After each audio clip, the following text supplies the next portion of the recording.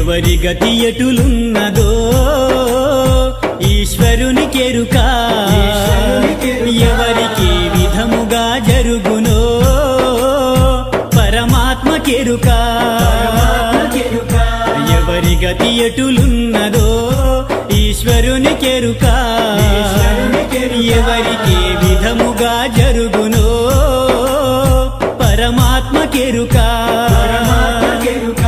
ఎవరి స్థితి ఎటులున్నదో